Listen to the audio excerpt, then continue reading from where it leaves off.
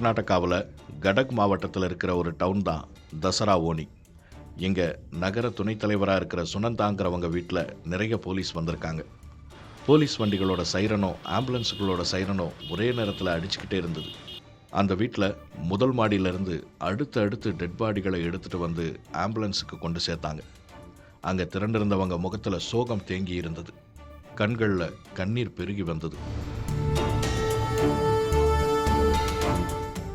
இதே சுனந்தாவோட வீடு முந்தைய நாள் விழா கோலமாக இருந்தது. சுனந்தா பிரகாஷ் தம்பதியோட மகன் கார்த்திக்கோட கல்யாண நிச்சயதார்த்த விழா நடந்தது. சொந்த பந்தங்கள் நிறைய பேர் வந்திருந்தாங்க. உற்சாகமும் கொண்டாட்டமுமா இருந்தது அந்த வீடு. ஃபங்க்ஷன் முடிஞ்சு ப்ளசண்ட்டான ஃபீலிங்கோட ஊருக்கு போய்கிட்டு இருந்த சொந்தக்காரங்களுக்கு அவங்க போய் சேர்றதுக்குள்ள துயரமான அந்த தகவல் வந்தது. சுனந்தா பிரகாஷ் தம்பதியோட மகன் கார்த்திக்கோட கல்யாண நிச்சயதார்த்தம் நல்லபடியாக முடிச்சது. அன்னைக்கு நைட்டு இந்த தம்பதி கிரவுண்ட் ஃப்ளோரில் இருந்த ரூமில் தூங்கியிருக்காங்க.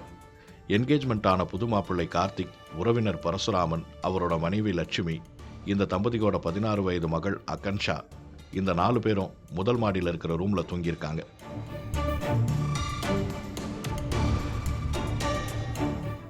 மிட் நைட்டில் சுனந்தா பிரகாஷ் தம்பதி ஏதோ பலத்த அலறல் சத்தம் கேட்டு கண் விழிச்சிருக்காங்க. வீட்டுக்குள்ளேருந்து வெளியே போக பயம். உடனடியாக போலீஸை வரவழைச்சிருக்காங்க. இதுக்கிடையில் சிலர் முதல் மாடியிலிருந்து இறங்கி தப்பி ஓடின சத்தம் கேட்டிருக்கு. போலீஸோடு சேர்ந்து மாடி ரூமில் போய் பார்த்தப்போ கல்யாணம் நிச்சயிக்கப்பட்ட கார்த்திக் உள்பட 4 பேரும் கொடூரமாக வெட்டி கொல்லப்பட்டு கிடந்தாங்க.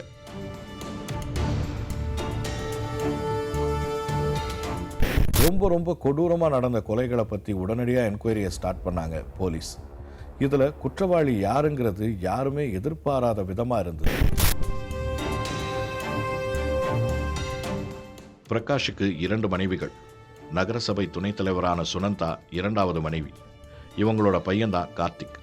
முதல் மனைவிக்கு விநாயகா, தத்தாத்ரேயா உள்பட 3 பிள்ளைகள். தத்தாத்ரேயா தங்க நகை அடகு மோசடி பண்ணி ஏற்கனவே போலீஸ் கேஸ் ஆயிருக்கு. இதனால் அவரை வீட்டில் சேர்க்கறது இல்லையா. அவர் உள்பட எல்லாரையும் கூப்பிட்டு விசாரிச்சாங்க போலீஸ். தத்தாத்ரேயா கிட்ட விசாரிச்சப்போ சந்தேகம் வரல. விநாயகா கிட்ட விசாரிச்சப்போ அவர் சொன்ன பதில்கள் திருப்தியா இல்லை. இறுக்கி விசாரிச்சப்போ தான் ஒத்துக்கிட்டு இருக்காரு.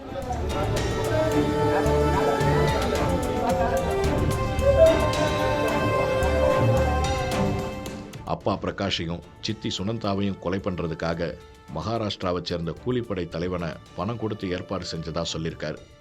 கொலை நடந்த ரூமில் வழக்கமாக பிரகாஷ் சுனந்தா தம்பதி தான் தூங்குவாங்களாம். அதனால் அவங்கள குறிவச்சு அந்த ரூமுக்கு போன கும்பல் அங்கிருந்தவங்களை வெட்டி கொலை பண்ணியிருக்காங்க.